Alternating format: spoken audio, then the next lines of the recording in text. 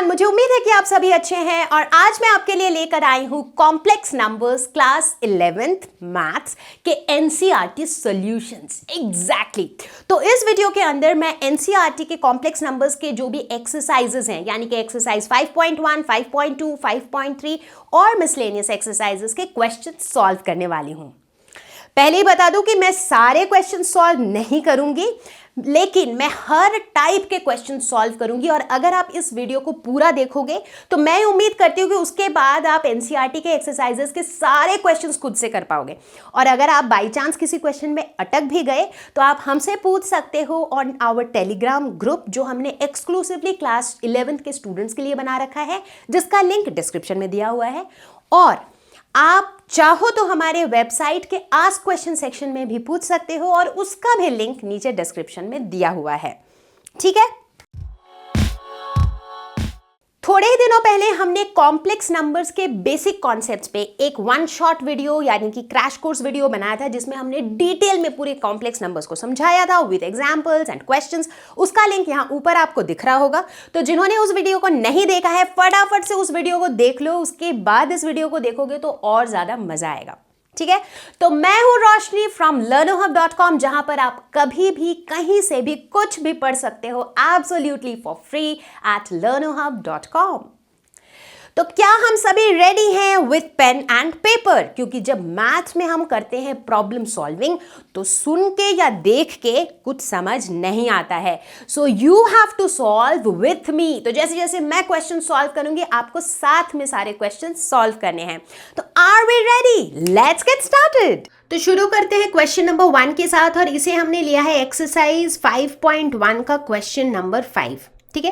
तो अगर आप अपने एनसीईआरटी टेक्स्ट बुक के एक्सरसाइज 5.1 पे गौर करो तो यहाँ पर आप देखोगे कि क्वेश्चन नंबर 1 से लेकर के क्वेश्चन नंबर 10 तक ये सारे सेम पैटर्न के क्वेश्चन हैं, जहाँ पर आपको एक एक्सप्रेशन दिया होगा और आपको उसे a + आयोटा b के फॉर्म में लिखना है। ठीक है। तो ये भी एक ऐसा ही क्वेश्चन है। तो लेट्स गेट स्टार्टेड। काफ़ी सिंपल है। क्या करना है हमें नॉर्मली इसको सिंप्लीफाई करना है। तो इसे हम क्या लिख सकते हैं? पहले ब्रैकेट्स हटाते हैं। 1 - आयोटा, अगर ब्रैकेट्स हटाएंगे तो minus minus +1 minus plus minus iota 6। ठीक है। तो रियल पार्ट्स को साथ में ले आते हैं, यानी कि 1 + 1 को साथ में ले आते हैं और आयोटा वाले टर्म को साथ में ले चलते हैं, यानी कि माइनस आयोटा 6। तो ये हो जाएगा 2 माइनस, ये क्या हो जाएगा 1 + 6 आयोटा, या फिर इसे हम लिख सकते हैं 2 माइनस 7 आयोटा या फिर आयोटा 7। तो इसको हमने लिख दिया है a + आयोटा b के फॉर्म में, जहां पर a की वैल्यू है 2 और b की वैल्यू है -7। काफ़ी सिंपल था, राइट। तो चलिए आगे बढ़ते हैं। Question number 2। क्वेश्चन नंबर 2 में हम फिर से एक इसी पैटर्न का क्वेश्चन ले रहे हैं, जहां पर हमें लिखना है इसे in the form of a + iota b। So here again we have to express it in the form of a + iota b, and this is also a similar type of question as question number 1. Okay, so here the question, this is question number 7 of your NCERT textbook. So here it says 1/3 plus iota 7/3 plus 4 plus iota 1/3 minus -4/3 plus iota. अब इस question को देख के it might look complicated, देख के ऐसा लग रहा है भाई फ्रैक्शंस वगैरह में है, काफ़ी मुश्किल सा है। But again we will follow the same logic. जो रियल टर्म्स हैं उनको एक तरफ करेंगे, जितने इमेजिनरी टर्म्स हैं उनको एक तरफ करेंगे। So that will be our agenda, all the real terms together, all the imaginary terms together, right. Let's get started. So first we will remove the brackets wherever possible. So let's keep the third bracket but remove the first brackets inside. तो ये बन जाएगा 1/3 plus iota 7/3 plus 4 plus iota 1/3 minus, again we'll remove this bracket, so this becomes minus plus 4/3 minus iota, right. Now let's bring the real parts together. So it will be 1/3 plus 4 plus 4/3 plus iota 7/3 plus iota 1/3 minus iota, right. Now we can take LCM. So let's take LCM, and that will be 3. So this will be 1 plus 12 plus 4 plus iota 7 plus 3 iota 3 minus, so this will not be iota 3, instead ये होगा iota because 3 तो इसका denominator ही है, and this will be minus iota 3, right? So 12 plus 1 13 plus 4 is 17 plus iota 7 minus iota 3, so that is basically plus iota 7 minus 3. So this would be 7 plus 1 minus 3, right? Because here also you have 1 iota. So this is 8 minus 3 iota divided by 3. So this will be 17 plus iota 5 divided by 3. So we can write it as 17 by 3 plus iota 5 by 3. तो ये किस form में आ गया? A plus iota B. And that's our answer. ठीक है, तो यहाँ पर हमारा टारगेट क्या रहेगा? इस पैटर्न के क्वेश्चन में we will always try to simplify it. इसको हम सिंप्लीफाई करेंगे नॉर्मल एडिशन, सब्ट्रैक्शन, मल्टीप्लिकेशन से. And our idea would always be to bring the real terms together and the imaginary terms together. So let's move ahead with question number 3. तो question number 3 को हमने pick किया है वही exercise 5.1 से, and this is question number 12 in your textbook. ठीक है, so what we notice is कि एक्सरसाइज 5.1 में फिर से क्वेश्चन नंबर 11 से लेकर के 13 तक जो है they are again of the same pattern, जहां पर हमें मल्टीप्लिकेटिव इनवर्स निकालना है. ठीक है, we all know what is multiplicative inverse. Any such number which when multiplied with the given number we get 1, तो उसे हम कहते हैं मल्टीप्लिकेटिव इनवर्स. ठीक है, so how do we find multiplicative inverse of root over 5 plus 3 iota? So let us suppose that the given number is z. तो हम generally complex number को z से ही डिनोट करते हैं, राइट? तो multiplicative inverse is denoted by z to the power -1. And हमने क्या पढ़ा है? We have learned that inverse is equal to conjugate of z divided by mod z square. So with the help of conjugate and modulus of z, we can calculate multiplicative inverse. ठीक है, so what will be mod z? Modulus हम कैसे निकालते हैं? Modulus is basically root over a square plus b square. ठीक है, तो यहाँ पर if you look at z, it is in the form of a plus iota b. So comparing we see that a की value यहाँ पे √5 है and b की वैल्यू यहाँ पे 3 है. So we will make use of these values. तो ये हो जाएगा रूट ओवर ए स्क्वायर यानी कि 5 प्लस बी स्क्वायर यानी कि 3 square that is 9. So this is equal to root over 14. तो मॉड जेड तो हमने निकाल लिया. अब हमें निकालना है conjugate of z. Conjugate of z हम कैसे निकालते हैं? We just reverse the sign of the imaginary part. तो यहाँ पर इमेजिनरी पार्ट क्या है? 3 आयोटा. तो उसके हम लोग साइन को प्लस से माइनस बना देंगे. So this is conjugate of z. दोनों पता चल गया. So let's calculate inverse. So this would be √5 minus 3 iota divided by z square, that means root over 14 square. So this is equal to √5 minus 3 iota divided by 14. So this will be equal to √5 by 14 minus 3 by 14 iota. And this is our answer. So this is the multiplicative inverse of √5 plus 3 iota. Question number 4. And with this question number 4, we are moving on to exercise 5.2. So 5.1 में वो दो pattern के ही questions थे which I already covered. So those were the two patterns of questions in exercise 5.1. Now you should be able to solve all the questions from 5.1. So exercise 5.2 का the first question that we will solve is question number 2. Find the modulus and the argument. Now if you look at question number 5.2, you would see इस exercise में question number 1 and question number 2 they are of the same pattern, जहाँ पर हमें modulus and arguments निकालने हैं. ठीक है, और फिर क्वेश्चन नंबर 3 से लेकर के क्वेश्चन नंबर 8 तक जो है we have to convert the given complex number into polar form. ठीक है, तो पहले इस पैटर्न को देखते हैं. So this is our given complex number. So that means ये जो है ये क्या है? z है. ठीक है, अब मॉड्यूलस कैसे निकालते हैं? Mod z is always equal to root over a square plus B square. यहाँ पर a की वैल्यू क्या है? a प्लस आयोटा b, तो a की वैल्यू क्या है? -√3 और b की वैल्यू क्या है? 1। So let's put these values. Root over a square would be 3 plus b square would be 1, so root over 4 which is equal to 2. So modulus we already calculated. Now we have to calculate the argument. So argument of z is denoted by theta, right? So in order to find out argument, let us first talk about the polar form. Now what would be ideally the polar form of z? So in polar form it will be written like r cos theta plus iota sin theta. Right? Now if I compare this, let us call this as equation 1. So if I compare this equation 1 with whatever is given to us, this is given to us, right, that z is equal to -√3 plus iota. Now अब अगर हम जो real parts हैं और जो imaginary parts हैं उन्हें equate कर दें, क्योंकि हमने क्या सीखा था कि कोई भी दो कॉम्प्लेक्स नंबर्स अगर इक्वल हैं, अगर z1 is equal to z2 है, यानी कि दोनों के रियल पार्ट्स आपस में इक्वल है, दोनों के इमेजिनरी पार्ट्स आपस में इक्वल है. So that's something we learned before, that if two complex numbers z1 and z2 are equal, that means their real parts are equal to each other, their imaginary parts are also equal to each other.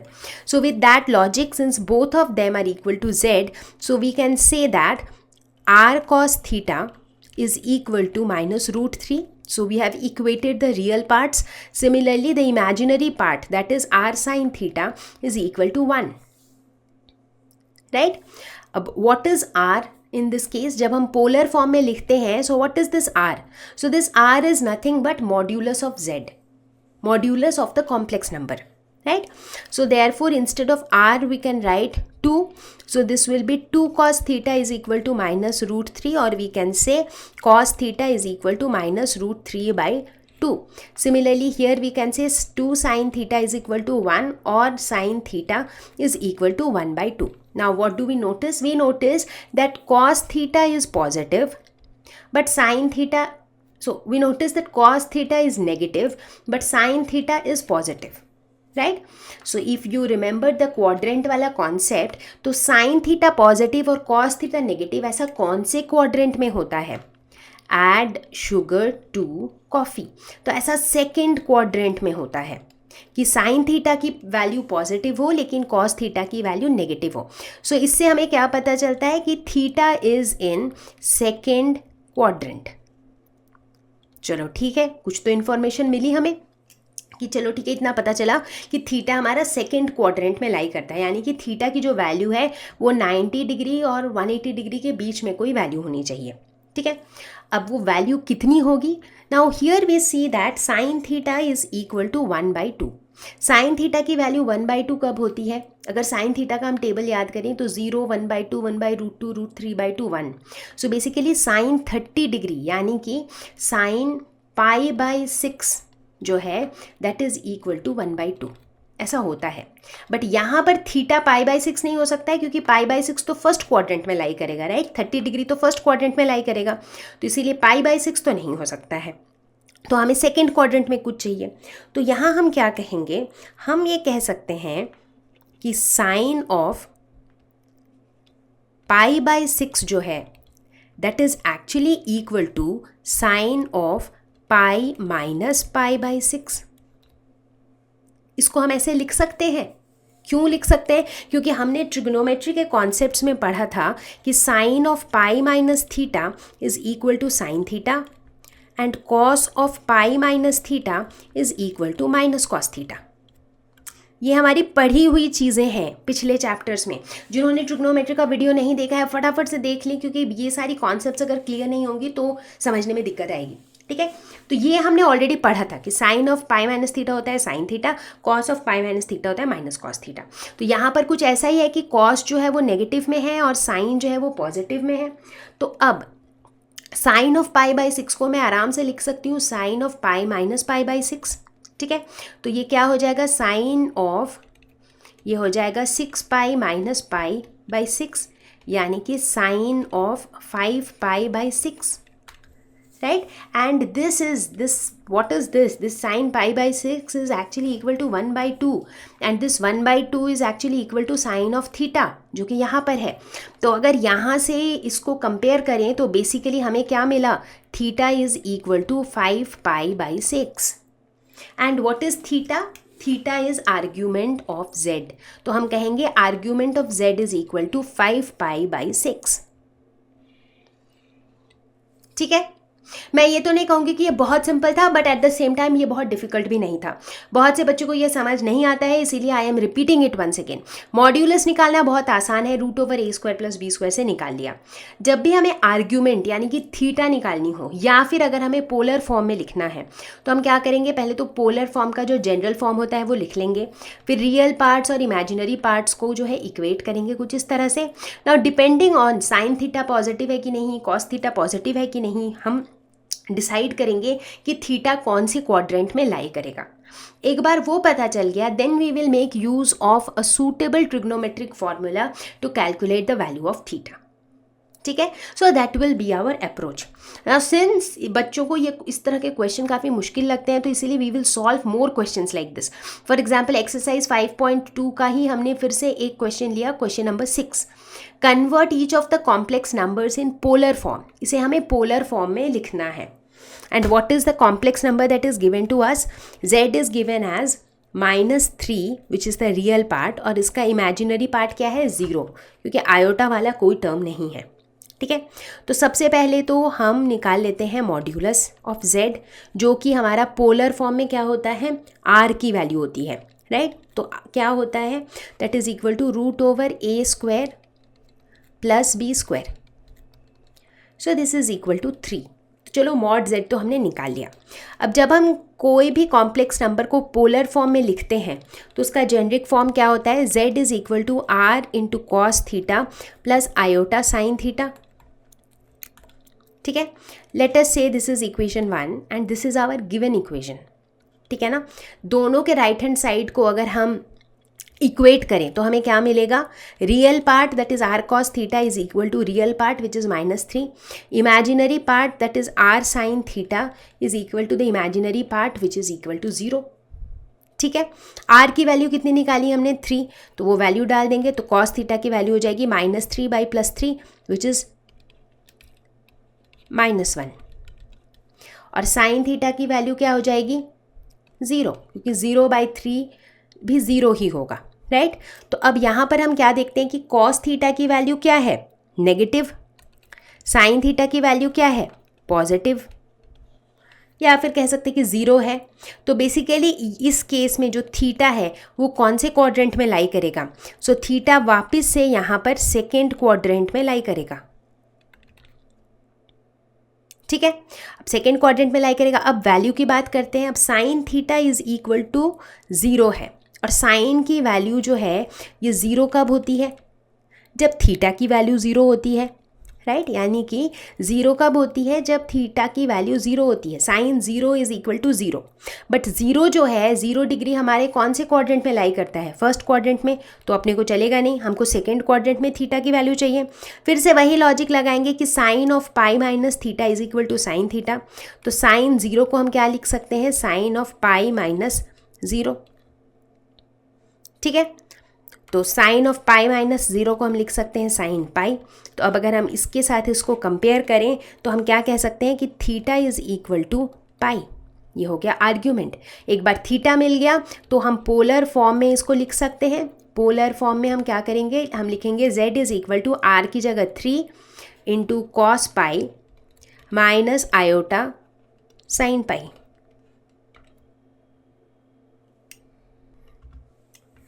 Sorry, यहाँ पर होगा plus, यहाँ minus तो है ही नहीं, तो this will be plus iota sine theta की जगह प्लस आयोटा साइन पाई. तो ये हो जाएगा हमारा पोलर फॉर्म इस गिवन कॉम्प्लेक्स नंबर का. एक क्वेश्चन और ट्राई करते हैं, क्योंकि बहुत बच्चों को ये पोलर फॉर्म वाले क्वेश्चन में बड़ी दिक्कत होती है. तो यहाँ पर जो हमारा गिवन कॉम्प्लेक्स नंबर है वो है -1 माइनस आयोटा. ठीक है. सबसे पहले निकालेंगे मॉड्यूलस ऑफ z यानी कि r, जो कि होता है √(a² + b². यहाँ पर a की वैल्यू है -1 और b की वैल्यू भी है -1. तो ये हो जाएगा √/2। चलो मॉड z तो निकल गया। अब पोलर फॉर्म में जब हम इसे लिखेंगे तो हम कैसे लिखेंगे, हम कहेंगे z is equal to r cos theta plus iota sine theta.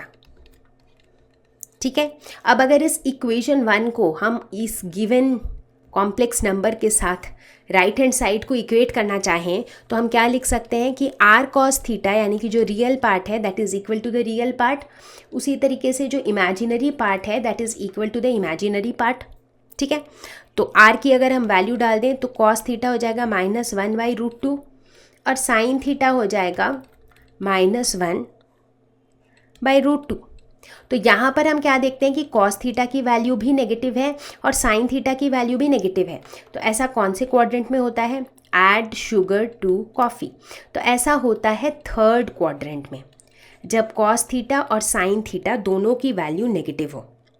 ठीक है, तो हमें क्या पता चलता है, हमें पता चलता है कि थीटा जो है वो कौन से क्वाड्रेंट पे है, वो थर्ड क्वाड्रेंट पे है। अच्छा, अब यहाँ पे आ रहा है जो थोड़ा सा ट्रिकी पार्ट होता है। तो यानी कि हमें थीटा की एक ऐसी वैल्यू निकालनी है जो इस थर्ड क्वाड्रेंट में लाई करे।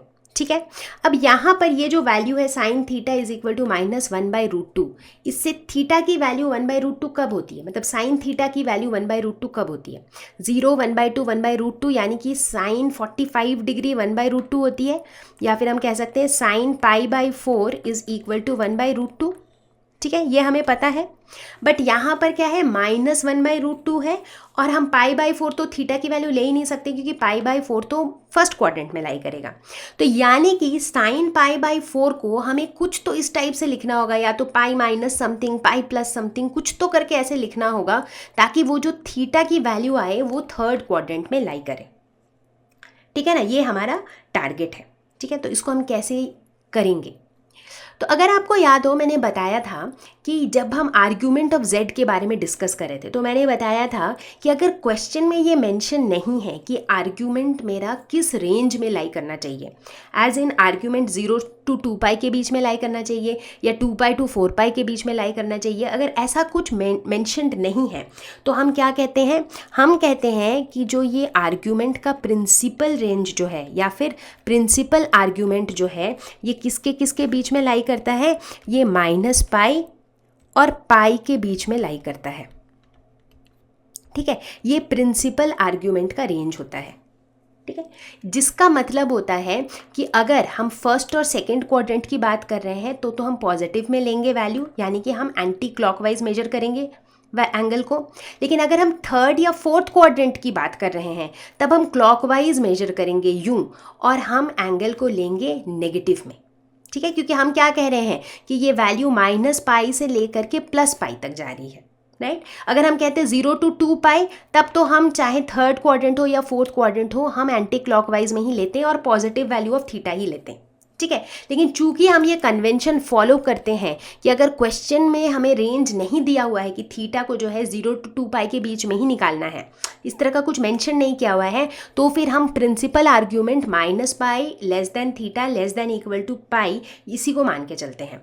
तो उस केस में यहाँ पर हम क्या करेंगे, हम थीटा की वैल्यू जो है कुछ ऐसा लेंगे जिसे हम ऐसे क्लॉकवाइज मेजर। ठीक है, तो क्लॉकवाइज मेजर करने का क्या मतलब हुआ, इसका मतलब है हम थीटा को नेगेटिव में मेजर करेंगे। तो हम इसे क्या लिख सकते हैं, हमारे पास जो कंडीशन थी वो थी sine theta is equal to -1/√2, तो हम इसे लिख सकते हैं -sin π/4। ठीक है, बट अब π/4 जो है अगर मैं माइनस में भी π/4 लूँ तो वो फोर्थ क्वाड्रेंट पे आएगा, राइट, बट मुझे थर्ड क्वाड्रेंट पे चाहिए, तो इसीलिए मैं इसे क्या लिख सकती हूँ, -sin π -π/4। तो क्योंकि sin π minus theta is equal to sine theta होता है, अब इसे मैं क्या लिख सकती हूँ, -sin 3π/4। ठीक है, अब -sin 3π/4 को मैं क्या लिख सकती हूँ, साइन ऑफ -3π/4। तो इस तरह से हम कह सकते हैं कि थीटा की वैल्यू क्या हो जाएगी, थीटा की वैल्यू हो जाएगी मेरी -3π/4।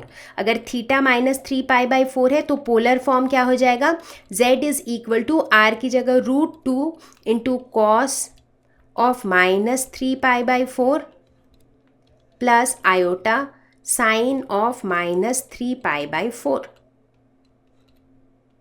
ठीक है, अब कॉस ऑफ माइनस थीटा होता है cos theta, sine of minus theta होता है माइनस साइन थीटा। तो इसको हम फर्दर सिंप्लीफाई कर सकते हैं, √2 cos 3π/4 माइनस आयोटा साइन 3π/4। तो ये हो जाएगा मेरा पोलर फॉर्म।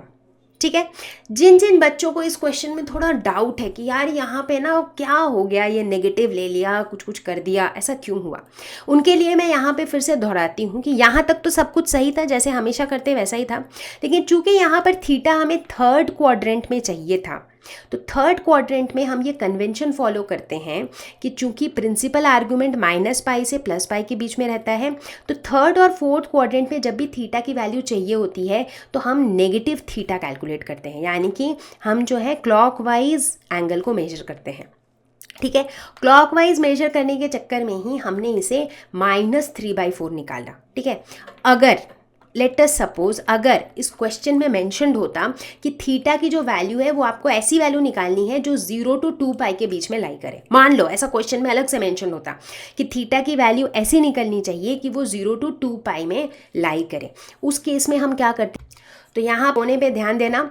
तो अगर ऐसा कुछ मेंशन होता तब तो फिर हम एंटी क्लॉकवाइज ही चलते, तब हम पॉजिटिव में ही चलते। ठीक है, कैसे चलते, उस केस में हम कहते हैं कि अच्छा चलो थर्ड क्वाड्रेंट में हमें वैल्यू चाहिए और यहाँ पर हमें दिया हुआ था कि sine theta is equal to -1/√2, ये हमको दिया हुआ था, राइट। जैसे यहाँ पर भी हमने यहीं से चालू किया था, बट यहाँ हम नेगेटिव को लेके चल रहे थे क्योंकि हम क्लॉकवाइज घूम के नेगेटिव से थीटा निकालना चाह रहे थे। अब चूंकि हम पॉजिटिव से निकालना चाह रहे हैं तो हम इसे क्या लिख सकते हैं, हम इसे लिख सकते हैं कि साइन ऑफ थीटा की जगह -1/2 की जगह हम क्या लिख सकते हैं, हम लिख सकते हैं माइनस साइन π/4। ठीक है, अब चूंकि हम पॉजिटिव की तरफ ही जा रहे हैं, अब हमको क्या पता है, हमें ये रिलेशनशिप पता है कि sine of pi plus theta जो है ये होता है माइनस साइन थीटा, ये भी हमने ट्रिग्नोमेट्री में पढ़ा था। तो माइनस साइन थीटा की जगह हम क्या लिख सकते हैं, sine of pi plus theta. ठीक है, तो इसे हम क्या लिख सकते हैं, 5π/4। तो यानी कि थीटा की वैल्यू कितनी हो गई, 5π/4। ठीक है, तो अगर हमें थीटा की ऐसी वैल्यू निकालनी होती जो 0 to 2π के बीच में लाई कर रहा है, तो हम थीटा की वैल्यू निकालते 5π/4। इस कॉन्सेप्ट को अच्छे से समझो ताकि कोई डाउट ना रहे। तो बेसिकली अब मतलब ये हो गया कि मान लेते हैं कि ये अगर मेरा थीटा है, मान लेते हैं कि यहाँ पर है मेरा ये कॉम्प्लेक्स नंबर z। ठीक है, तो जब हम 0 to 2π रेंज मान के चलेंगे कि भाई थीटा की वैल्यू ऐसी हो कि 0 to 2π के बीच में लाई करें, तब हम कैसे इस थीटा को मेजर करेंगे, इस तरीके से। तो ये जो मेरा एंगल आएगा वो कितना आएगा, 5π/4 रेडियंस। ठीक है, लेकिन अगर मैं थीटा की ऐसी वैल्यू निकालना चाहती हूँ सच दैट वो -π to +π के बीच में लाई करे, ठीक है, उस केस में हम थीटा की वैल्यू जो है वो नेगेटिव में निकालेंगे। यानी कि नेगेटिव में कब होता है, जब हम क्लॉकवाइज घूमते हैं, तो उस केस में हम पॉजिटिव एक्स एक्सिस से क्लॉकवाइज घूमेंगे कुछ यूं। तो ये वाला जो एंगल होगा ये हो जाएगा -3π/4। ठीक है, जब हम इधर से एंटी क्लॉकवाइज मेजर करेंगे तो ये हो जाएगा +π/4, 5π/4। जब इसे हम क्लॉकवाइज यानी कि नेगेटिव डायरेक्शन से मेजर करेंगे तो ये हो जाएगा -3π/4। ठीक है, तो यहाँ पर हमने -3π/4 वाले को ही आंसर क्यों बताया, क्योंकि इस क्वेश्चन में ऐसा कुछ मेंशन्ड नहीं है कि भाई 0 to 2π के रेंज में ही निकालना है थीटा की वैल्यू। और हमने ऐसा पढ़ा था कि जब कभी भी कोई थीटा की रेंज मेंशन्ड ना हो तब हम एज्यूम कर लेते हैं कि थीटा जो है वो -π और +π के बीच में लाई करता है, और इसे हम कहते हैं प्रिंसिपल आर्ग्यूमेंट। ठीक है, तो क्वेश्चन लग रहा है कॉम्प्लिकेटेड, बट अगर आपको ये समझ आ गया ना तो इस तरह के कोई भी पोलर फॉर्म वाले क्वेश्चन में आप कभी भी नहीं फंसोगे। ठीक है, once again final recap of question number 6। सबसे पहले क्या करेंगे, निकालेंगे मॉड ऑफ z यानी कि r की वैल्यू। r निकल गया, एक काम खत्म हुआ। इसके बाद हमें निकालना है थीटा। थीटा निकालने के लिए क्या करेंगे, सबसे पहले इसे जनरल पोलर फॉर्म में लिखेंगे, उसके बाद इसके रियल पार्ट्स को इक्वेट करेंगे, इमेजिनरी पार्ट्स को इक्वेट करेंगे, और देखेंगे कि साइन थीटा कॉस थीटा क्या है, पॉजिटिव है नेगेटिव है, और उससे ये फाइंड आउट करेंगे कि थीटा कौन से क्वाड्रेंट में लाई करेगा। ठीक है, यहाँ तक हो जाने के बाद अगर थीटा मेरा फर्स्ट या सेकंड क्वाड्रेंट में लाई कर रहा है तो हम एंटी क्लॉकवाइज जाएंगे नॉर्मल तरीके से और प्लस थीटा निकालेंगे ये ट्रिग्नोमेट्री के फॉर्मूले के हेल्प लेके, ठीक है।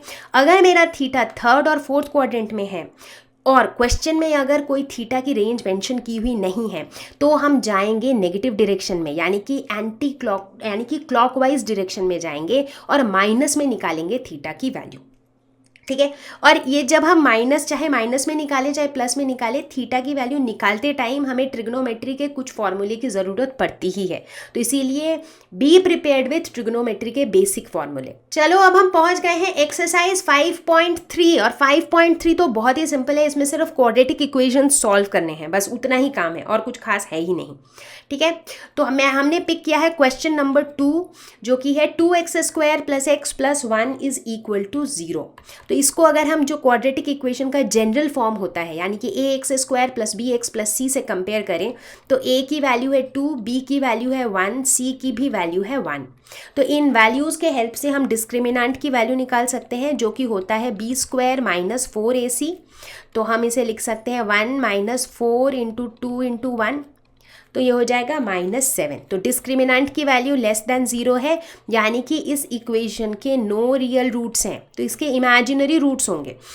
अब रूट्स हम कैसे निकालेंगे, x = -b ± √d divided by 2a, तो ये हो जाएगा -b ± √−7 divided by 2 × a, that is 2 × 2 4, ठीक है। तो ये हो जाएगा -1 प्लस माइनस √−7 को क्या लिख सकते हैं, √−1 × 7 डिवाइडेड बाई 4। अब √−1 क्या होता है, आयोटा, तो इसे हम लिख सकते हैं ±√7 × आयोटा डिवाइडेड बाई 4, ठीक है। तो ये हो गए हमारे roots of the equation. Question number 8 देखते हैं। सॉल्व x² + x/√2 + 1 = 0, ठीक है। नाउ इस तरह के इक्वेशन को सॉल्व करने का एक बहुत आसान तरीका है। ये किस तरह का इक्वेशन है जिसके डिनोमिनेटर में रूट ओवर है। डिनोमिनेटर में जहाँ रूट ओवर आयोटा ये सब आ जाता है ना, तो काफ़ी कॉम्प्लिकेटेड हो जाता है कैलकुलेशन करने के लिए। तो हम सबसे पहले क्या करेंगे, ये जो डिनोमिनेटर में रूट है ना उससे छुटकारा पाएंगे। कैसे, इस पूरे इक्वेशन को मल्टीप्लाई कर देंगे √2 से, तो क्या बन जाएगा, ये बन जाएगा √2x² + x + √2 = 0। अब ये बन गया मेरा क्वाड्रेटिक इक्वेशन। इस इक्वेशन को अगर कंपेयर करें जनरल फॉर्म से यानी कि ax² + bx + c, तो हम देखेंगे a की वैल्यू है √2, b की वैल्यू है 1 और c की वैल्यू है वापस से √2। तो इन वैल्यूज़ के हेल्प से हम डिस्क्रिमिनेंट निकाल सकते हैं b² - 4ac जो कि हो जाएगा 1 - 4 × a × c। तो ये क्या हो जाएगा, ये फिर से -7 विच इज़ लेस दैन 0, यानी कि इसके नो रियल रूट्स होंगे। और इमेजिनरी रूट्स कैसे निकालेंगे, x = -b ± √d divided by 2a, तो ये हो जाएगा -1 ± √−7 डिवाइडेड बाई 2√2, ठीक है। तो इसको हम लिख सकते हैं -1 ± √7 आयोटा डिवाइडेड बाई 2√2। तो ये हो जाएंगे रूट्स ऑफ दिस इक्वेशन। चूँकि क्वाड्रेटिक इक्वेशन है तो सभी इक्वेशन के 2 रूट्स आएंगे। तो एक रूट होगा -1 + √7 आयोटा बाई 2√2, दूसरा रूट होगा -1 - √7 आयोटा बाई 2√2, ठीक है। अच्छा, एक चीज़ और बता दूं कि अगर बाय चांस मान लीजिए आपने ये ट्रिक फॉलो नहीं किया, अगर इसको √2 से मल्टीप्लाई नहीं किया, उस केस में भी आप इस इक्वेशन को सॉल्व तो कर सकते, जस्ट दैट आपका कैलकुलेशन बहुत लेंदी हो जाएगा। तो उस केस में आप a मानोगे 1, b मानोगे 1/√2 और c को मानोगे 1, ठीक है। तो ऐसा एज्यूम करके भी आप d भी निकाल सकते हो, x भी निकाल सकते हो, but just that calculation complicated हो जाएगा। इसीलिए जब भी नीचे रूट ओवर आपको दिखे तो पूरे इक्वेशन को उसी रूट ओवर से मल्टीप्लाई कर दो, ठीक है। अब फाइनली हमने तीनों एक्सरसाइजेस खत्म कर लिए हैं और हम पहुंच चुके हैं मिसलेनियस एक्सरसाइज में, जहां पर थोड़े से डिफिकल्ट क्वेश्चंस होते हैं, ठीक है। हालांकि ये सारे क्वेश्चंस को भी सॉल्व करना ज़रूरी है, अगर आप एंट्रेंस एग्जाम्स वगैरह की तैयारी कर रहे हो तो यहाँ से क्वेश्चंस आते हैं, ठीक है। तो मिसलेनियस एक्सरसाइज का हमने पिक किया है question number 3, reduce 1/1 - 4 iota minus 2/1 plus iota into 3 minus 4 iota divided by 5 plus iota to the standard form. Standard form क्या होता है? स्टैंडर्ड फॉर्म होता है a प्लस आयोटा b। ठीक है, तो ये थोड़ा कॉम्प्लिकेटेड सा दिख रहा है, बट इसको हमें a plus iota b form में रिड्यूस करना है। कैसे करेंगे? बिल्कुल घबराना नहीं है कि ये इतना कॉम्प्लिकेटेड है, हमको सिंपल वही करना है, हमको इसे सॉल्व करना है। सॉल्व कैसे करेंगे? इनका एलसीएम निकालेंगे, फिर ऊपर के उसको प्लस माइनस करते रहेंगे, और ऐसे करते करते देखेंगे कि ये काफ़ी सिंप्लीफाई हो जाएगा। तो स्टार्ट करते हैं। सबसे पहले अंदर के दो टर्म्स लेते हैं, तो इनका जो एलसीएम होगा वो होगा 1 minus 4 iota into 1 plus iota. ठीक है, तो ऊपर क्या हो जाएगा? ऊपर हो जाएगा 1 plus iota minus 2 into 1 minus 4 iota. ठीक है, ये ब्रैकेट के अंदर आ जाएगा, और बाहर वाले को अभी हम एज इट इज़ रखेंगे 3 minus 4 iota divided by 5 plus iota. ठीक है, तो ये क्या हो जाएगा? ये हो जाएगा 1 plus iota minus 2 plus 8 iota divided by 1 minus 4 iota into 1 plus iota. ठीक है, इधर के टर्म को एज इट इज़ रखेंगे 3 minus 4 iota divided by 5 plus iota. ठीक है, तो इसको हम क्या लिख सकते हैं? प्लस 8 आयोटा प्लस 1 आयोटा, ये हो जाएगा 9 आयोटा, माइनस 2 प्लस 1 हो जाएगा -1, तो ये हो जाएगा 9 iota -1 divided by 1 minus 4 iota into 1 plus iota into 5 plus iota, और ऊपर भी क्या हो जाएगा? इसके साथ मल्टीप्लाई हो जाएगा 3 माइनस 4 आयोटा। ठीक है, अब इसे हम फर्दर क्या कर सकते हैं? नीचे इसको भी सिंप्लीफाई करेंगे, इसको और इसको मल्टीप्लाई कर लेंगे। तो ऊपर भी इसको मल्टीप्लाई करेंगे, जैसे 9 iota into 3 minus 9 iota into 4 iota minus 1 into 3 plus 1 into 4 iota, ये करेंगे हम। तो इससे हमें क्या मिलेगा? 27 iota plus 36 minus 3 plus 4 iota. अब सबको याद होगा कि iota square is equal to -1 होता है। तो ये मेरा न्यूमरेटर हो गया, और डिनोमिनेटर में क्या होगा? 1 minus 4 iota into 1 plus iota. तो इसको पहले सॉल्व करते हैं, तो ये हो जाएगा 1 into 1 1 plus 1 into iota plus iota minus 4 iota into 1, ये हो जाएगा -4 iota minus 4 iota into iota, ये हो जाएगा +4। ठीक है, दिस इंटू 5 प्लस आयोटा। ठीक है, तो इसे हम क्या लिख सकते हैं? 27 आयोटा प्लस 4 आयोटा, ये हो जाएगा 31 आयोटा प्लस 36 माइनस 3, ये क्या हो जाएगा? 33। तो न्यूमरेटर हो जाएगा 33 प्लस 31 आयोटा, और डिनोमिनेटर में क्या हो जाएगा? तो डिनोमिनेटर में हो जाएगा -4 आयोटा प्लस 1 आयोटा, ये हो जाएगा -3 आयोटा प्लस 1 प्लस 4 हो जाएगा +5, तो 5 minus 3 iota into 5 plus iota. ठीक है, आगे का कैलकुलेशन इस साइड करते हैं। तो इसका कैलकुलेशन लेंदी है, बट कुछ एज सच कॉम्प्लिकेटेड कुछ भी नहीं है। ठीक है, तो इसे हम लिख सकते हैं 33 प्लस 31 आयोटा डिवाइडेड बाई, फिर से वही मल्टीप्लाई करेंगे, तो 5 5 से हो जाएगा 25, फिर 5 इंटू आयोटा हो जाएगा +5 आयोटा माइनस 15 आयोटा प्लस 3, तो ये हो जाएगा 33 plus 31 iota divided by 28 minus 10 iota. ठीक है, तो सिंप्लीफाई करके हमें ये मिला, बट हमें इसे किस फॉर्म में लिखना है? a plus iota b। अब यहाँ पर क्या दिक्कत आ रही है? डिनोमिनेटर में जो है ना एक आयोटा वाला टर्म आ गया है, तो हम क्या करेंगे? हम कर देंगे इसे रैशनलाइज। जब भी डिनोमिनेटर में आयोटा आ जाता है या फिर डिनोमिनेटर में रूट ओवर आ जाता है, तो हम उसे रैशनलाइज कर देते हैं, और रैशनलाइज करने के लिए हम क्या करते हैं? उसके कॉन्जुगेट के साथ न्यूमरेटर डिनोमिनेटर को मल्टीप्लाई कर देते हैं। ठीक है, अब 28 माइनस 10, इसको हम क्या लिख सकते हैं? इसमें हम 2 को कॉमन ले सकते हैं, तो अंदर बचेगा 14 माइनस 5 आयोटा। ठीक है, अब इसको रैशनलाइज करेंगे, तो 14 प्लस 5 आयोटा से मल्टीप्लाई किया ऊपर नीचे। ठीक है, तो ये मेरा क्या हो गया? ये हो गया 33 plus 31 iota into 14 plus 5 iota divided by 2 into a minus b into a plus b, तो ये हो जाएगा a square minus b square, that is -5 iota का स्क्वायर। ठीक है, तो इसको अगर हम फर्दर सिंप्लीफाई करते हैं 33 into 14 plus 33 into 5 iota plus 31 iota into 14 plus 31 iota into 5 iota, तो इसको अगर हम करते हैं तो हमें मिलेगा 462 plus 165 iota plus 434 iota minus 155 divided by 2 into 14 का स्क्वायर हो गया 196, 5 आयोटा का स्क्वायर हो गया प्लस 25, तो फिर ये वैल्यू हो जाएगी 307 divided by 442 plus 599 divided by 442 iota. तो ये किस फॉर्म में आ गया, a प्लस आयोटा b के फॉर्म में आ गया, तो ये हो गया हमारा आंसर। ठीक है, तो इस क्वेश्चन को अगर हम देखें तो क्या हमने इसमें कुछ भी अलग किया, हमने कुछ भी अलग नहीं किया, जस्ट दैट चूंकि ये लेंदी था तो हमें ये ध्यान देना है कि कहीं पे भी हम कैलकुलेशन मिस्टेक ना कर दें। ठीक है, that is the only thing. ठीक है, चलो फिर आगे बढ़ते हैं, देखते हैं क्वेश्चन नंबर 10 जो कि एनसीईआरटी के मिसलेनियस एक्सरसाइज का भी क्वेश्चन नंबर 10 ही है। ठीक है, यहाँ पे Z1 दिया हुआ है 2 माइनस आयोटा, Z2 दिया हुआ है 1 प्लस आयोटा और हमें निकालना है mod of Z1 plus Z2 plus 1 divided by Z1 minus Z2 plus iota. ठीक है, हमको ये कैलकुलेट करना है। चलो ठीक है, कैलकुलेट करते हैं।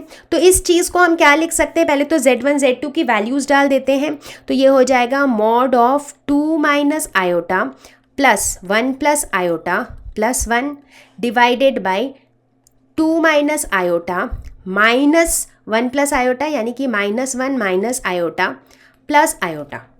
ठीक है, काफ़ी सारे एनसीईआरटी बुक के वर्जन में नीचे यहाँ पर आयोटा है, काफ़ी जगह यहाँ पर 1 है, तो अगर 1 लेके सॉल्व करेंगे तो ऑब्वियसली आपका आंसर अलग आएगा, अगर आयोटा लेके सॉल्व करेंगे तो आंसर अलग आएगा। ठीक है ना, तो यहाँ पर minus iota plus iota cancel हो जाएगा, तो हमें क्या मिलेगा, ऊपर 2 प्लस 1 ये हो जाएगा 4, minus iota plus iota cancel हो जाएगा, तो ऊपर न्यूमरेटर हो जाएगा 4 और डिनोमिनेटर क्या हो जाएगा 2 माइनस 1 हो जाएगा 1 माइनस आयोटा, तो 4/1 माइनस आयोटा।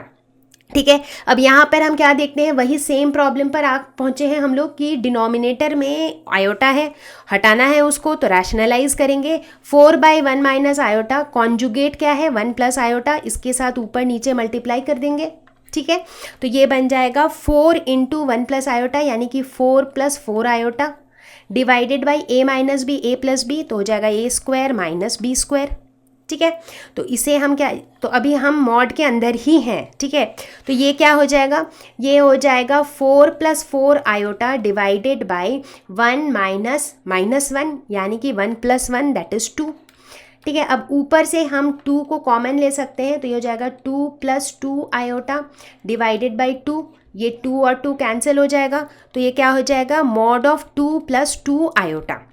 अब मॉड ऑफ 2 प्लस 2 आयोटा क्या होगा, जब कभी भी हमें दिया होता है कि z is equal to a plus iota b और हमें मॉड ऑफ z यानी कि मॉड्यूलस ऑफ z निकालना होता है, तो हम कैसे निकालते हैं a square plus b square. तो एक तरह से modulus of a plus iota b is equal to √a square plus b square, तो यहाँ भी ये a प्लस आयोटा b के फॉर्म में है, राइट। तो इसे अगर हम उस फॉर्म के साथ कंपेयर करें तो a की वैल्यू है 2, b की वैल्यू भी है 2। ठीक है, तो हम कह सकते हैं कि मॉड ऑफ 2 प्लस 2 आयोटा हो जाएगा √a square plus b square, तो ये हो जाएगा 4 प्लस 4 यानी कि √8 यानी कि 2√2, तो ये हो जाएगा हमारा आंसर। ठीक है, इट वॉज नॉट डिफ़िकल्ट। तो मिसलेनियस एक्सरसाइज देख के ही बहुत बच्चे सोचने लगते हैं कि यार ये तो इतना मुश्किल होगा कि चलो हटाओ इसको, छोड़ ही देते हैं, बट छोड़िए मत, मिसलेनियस एक्सरसाइज को भी साथ साथ सॉल्व करते जाइए। ठीक है, चलो फिर एक और आखिरी क्वेश्चन देखते हैं, क्वेश्चन नंबर 11 जो कि मिसलेनियस एक्सरसाइज का है क्वेश्चन नंबर 19। ठीक है, ये कह रहा है कि if a plus iota b into c plus iota d into e plus iota f into g plus iota h is equal to a plus iota b, then show that a square plus b square into C square plus D square into E square plus F square into ji square plus H square is equal to a square plus b square. अब यहाँ पे थोड़ा दिमाग लगाने का, ठीक है, कि जो दिया हुआ है उसका जो लेफ्ट हैंड साइड है वो a प्लस आयोटा b के फॉर्म में है और जो प्रूव करना है उसका left hand side a square plus b square वाले फॉर्मेट में है, तो इन दोनों के बीच में कोई लिंक बैठता है क्या? अभी हमने देखा था कि जब भी हम a प्लस आयोटा b का मॉड्यूलस निकालते हैं तो वो क्या होता है, root over a square plus B square, ठीक है ना। तो यानी कि अगर हम दोनों तरफ स्क्वायर कर दें तो क्या हो जाएगा, दोनों तरफ हम अगर स्क्वायर करें तो हम कह सकते हैं कि a प्लस आयोटा b का जो होल स्क्वायर होगा। तो यहाँ पर इस रिलेशन के हिसाब से यहाँ पे हम क्या करेंगे, जो हमारा गिवन रिलेशन है that is a plus iota b into c plus iota d into e plus iota f into g plus iota h, this is equal to capital A plus iota capital B। ये हमें given है। तो अगर मैं इस पूरे का mod कर दूं दोनों तरफ तो क्या हो जाएगा, मॉड ऑफ ये पूरा क्या हो जाएगा, मॉड ऑफ ये क्या हो जाएगा, ये हो जाएगा रूट ओवर, मतलब इस पूरे का mod is equal to mod of a plus iota b into mod of c plus iota d into mod of e plus iota f into mod of g plus iota h, right. अब mod of a plus iota b को हम लिख सकते हैं root over a square plus b square, mod of c plus iota d को हम लिख सकते हैं root over c square plus d square, mod of e plus iota f को हम लिख सकते हैं root over e square plus f square, mod of g plus iota h को हम लिख सकते हैं root over g square plus h square, ठीक है। और mod of capital A plus iota capital B को हम लिख सकते हैं root over capital A square plus capital B square, ठीक है। अब हम क्या करेंगे, अब हम दोनों तरफ कर देते हैं स्क्वायर। तो स्क्वायरिंग ऑन बोथ साइड्स, मतलब इसको भी कर दिया स्क्वायर, इसको भी कर दिया स्क्वायर, तो क्या हो जाएगा, ये बन जाएगा रूट ओवर और स्क्वायर तो हट जाएगा, तो ये यहाँ पे लेफ्ट हैंड साइड में बच जाएगा A square plus B square into C square plus D square into E square plus F square into ji square plus H square, this is equal to A square plus B square and this is what we had to prove, हमें यही prove करना था, hence proved, right? So yeah, so I think that was it from the miscellaneous exercise and I want you to solve all the remaining questions of exercise 5.1, 5.2, 5.3 and the miscellaneous exercise. मुझे उम्मीद है कि आपको ये video useful लगा होगा। In fact ये मेरी गारंटी है कि अगर आपने इस पूरे वीडियो को देखा है, यानी कि अगर आप मुझे अभी देख रहे हो, इसका मतलब है आपने पूरे वीडियो को देखा है। और अगर आपने इस पूरे वीडियो को देखा है तो मैं ये चाहती हूँ कि इस वीडियो को देखने के बाद 2 से 3 घंटे का टाइम निकाल के इन सारे एक्सरसाइजेस के जो बचे हुए क्वेश्चंस हैं जो मैंने सॉल्व नहीं किए हैं, उन सारे क्वेश्चंस को आप खुद से सॉल्व करो। कहीं पे भी आपको डाउट आए, कुछ क्वेश्चन आए, आप हमसे वो क्वेश्चन पूछो, हम आपके सारे क्वेश्चन, सारे डाउट सॉल्व करेंगे, ठीक है। क्योंकि हमारा एक ही एम है कि मैथ्स ऐसे पढ़ना है, ऐसे समझना है कि मैथ्स करने में मजा आए। तो हम इसी उम्मीद के साथ जल्दी ही मिलेंगे एक नए वीडियो के साथ, एक नए टॉपिक के साथ और इस चैलेंज के साथ, इस प्रॉमिस के साथ कि सबको समझ आएगा।